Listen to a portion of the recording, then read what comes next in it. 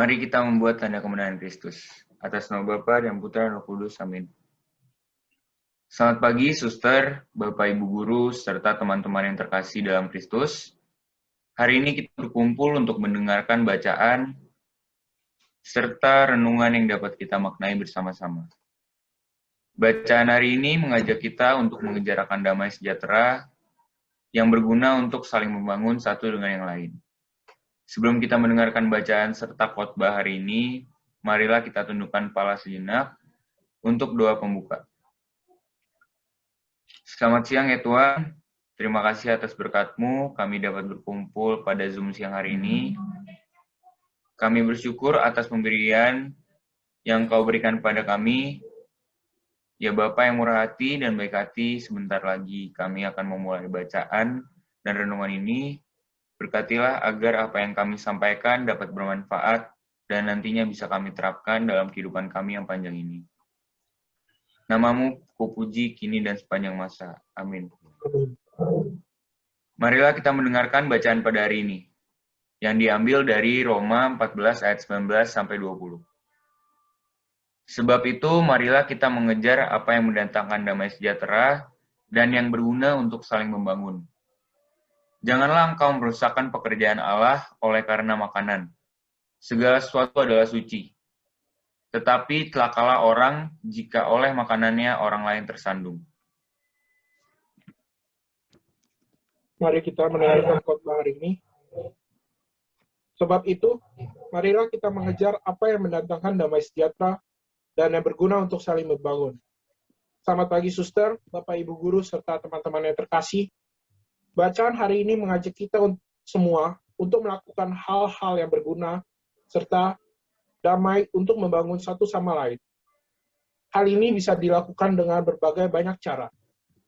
Entah itu saling tolong-menolong, saling mengasihi, dan yang utama menurut kelompok kami adalah saling menghargai akan keanekaragaman.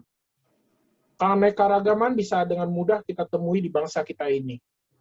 Dengan banyaknya pulau, suku, ras, serta agama, tentunya tanah air kita ini banyak sekali akan beragam perbedaan. Penting bagi kita sebagai orang beriman untuk bersyukur atas apa yang kita miliki.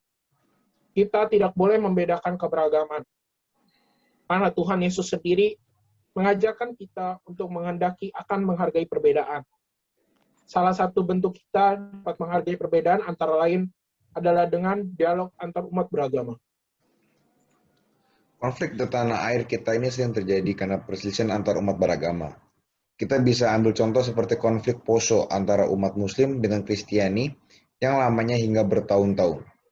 Konflik ini menyebabkan banyak korban jiwa yang sangat bertentangan dengan hukum yang berlaku di Indonesia. Oleh karena itu, perlu dilakukannya dialog antar umat beragama.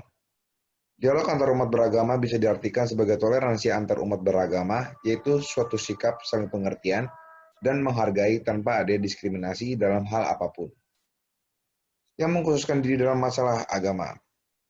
Salah satu sikap inilah yang membutuhkan perhatian lebih intens agar tercipta kedamaian antar umat beragama.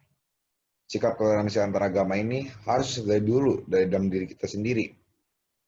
Tentunya sebagai penganut agama, kita harus mulai belajar untuk meninggalkan hal-hal absolutisme dan menerima akan adanya pluralisme. Tentunya hal ini perlu ada kontribusi dari berbagai pihak selain dari diri kita. Pertama adalah para tokoh pemuka agama. Para tokoh pemuka agama ini memiliki peranan akan dialog antar umat beragama. Ketika tokoh umat beragama mereka hidup rukun, masa umat tidak mau?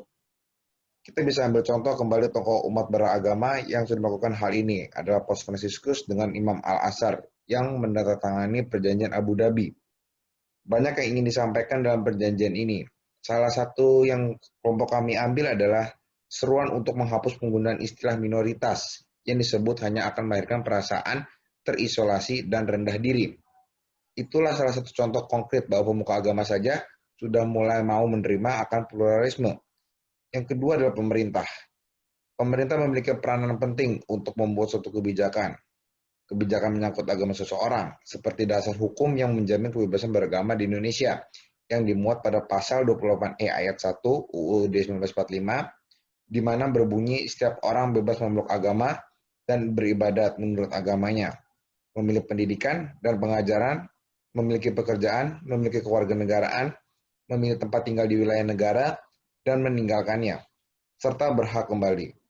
Artinya ini adalah pemerintah sudah membuat hukum yang berlaku untuk memberikan kebebasan setiap orang untuk memilih agamanya sendiri tanpa ada paksaan dari pihak manapun.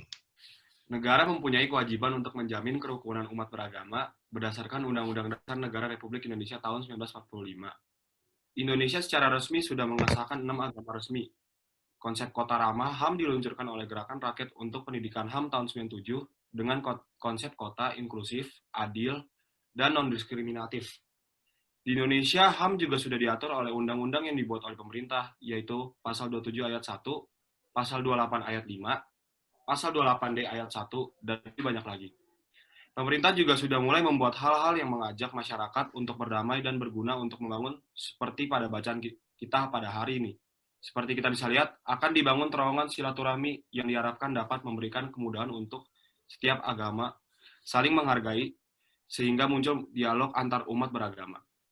Pemimpin kita harus bekerja keras untuk membangun dialog antar umat beragama, di samping hanya sebuah harapan. Kalau kita lihat, masih banyak pelaksanaan hukum yang tidak terlaksana, mulai dari izin pembangunan rumah ibadah, persekusi pada kalangan minoritas, hingga keterbatasan ruang berekspresi bagi setiap umat beragama.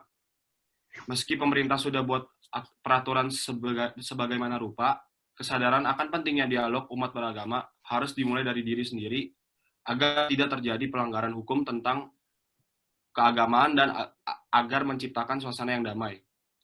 Persatuan adalah salah satu bagian yang terpenting dalam untuk membuat hidup kita damai tanpa ada masalah. Persatuanlah yang membuat kita menjadi satu, yaitu Indonesia. Sikap persatuan adalah sikap di mana kita semua bersatu tanpa membeda-bedakan seperti Bhinneka Tunggal Ika. Persatuan juga merupakan bagian dari Pancasila, yaitu sila ketiga yang berbunyi Persatuan Indonesia. Segala yang ada di Pancasila harus diamalkan dalam kehidupan sehari-hari, sesuai kedudukan Pancasila, sebagai dasar negara dan pedoman hidup. Maka, persatuan harus diterapkan dalam kehidupan sehari-hari, juga baik di rumah, di sekolah, di masyarakat, bahkan di kehidupan berbangsa dan bernegara. Suster, Bapak, Ibu Guru, serta saudara-saudara yang terkasih, dialog antar agama dasarnya dilakukan oleh orang-orang dari agama yang berbeda, yang bekerja sama dan berinteraksi untuk dapat menciptakan pemahaman yang sama dan saling menghormati. Dialog ini diadakan dalam konteks sendiri atau bersama. Dilakukan dapat di mana saja dan kapan saja.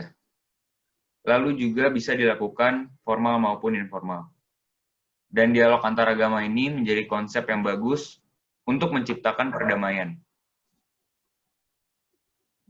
Kita dapat menciptakan perdamaian dunia mulai dari hal-hal sederhana yang dapat kita lakukan pada kehidupan sehari-hari, seperti menghargai suku, ras, agama orang tersebut, lalu menghormati kewajiban orang lain dengan tidak mengganggu apa yang sudah menjadi kewajibannya, dan masih banyak lagi yang dapat kita lakukan.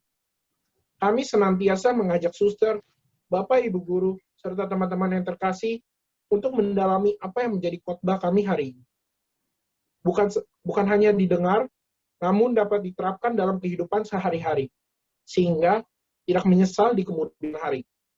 Dialog antar agama bukanlah hal untuk mengubah agama yang lain menjadi agama kita. Hal ini juga bukan tempat untuk berdebat, menyerang, menyanggah agama yang lain. Setiap kelompok agama meyakini keyakinannya masing-masing, sekaligus menghormati hak-hak agama lain untuk mempraktekkan keyakinannya secara bebas.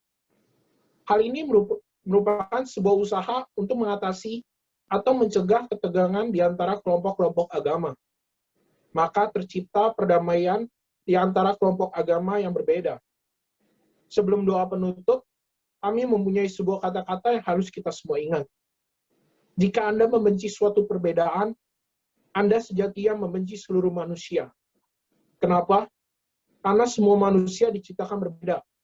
Tak ada yang akan sama sekalipun anak kembar.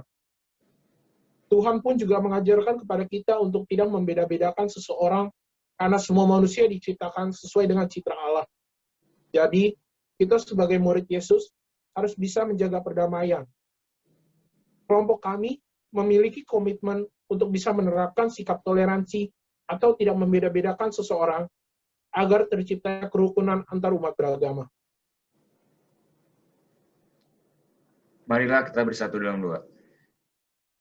Allah Bapa yang Maha Rahim, kami bersyukur atas berkat yang Kau berikan, karena Engkau telah menuntun kami dalam bacaan sabdamu dan renungan hari ini. Bimbinglah kami selalu dan sertailah kami, agar apa yang kami bicarakan dan renungkan dapat menjadi buah untuk kebaikan, baik dalam tindakan maupun perbuatan kami. Mampukanlah kami untuk selalu mensyukuri atas berkat yang Kau selalu berikan, demi Kristus Tuhan dan Pengatara kami, dalam nama Bapa dan Putra dan Roh Kudus. Amin. Sekian khotbah dari kelompok kami pada hari ini. Terima kasih kami ucapkan kepada suster, guru yang menilai. Semoga dengan khotbah pada hari ini dapat kita amalkan dalam kehidupan sehari-hari. Terima kasih dan sampai jumpa di The Inward Podcast season lain. Terima kasih.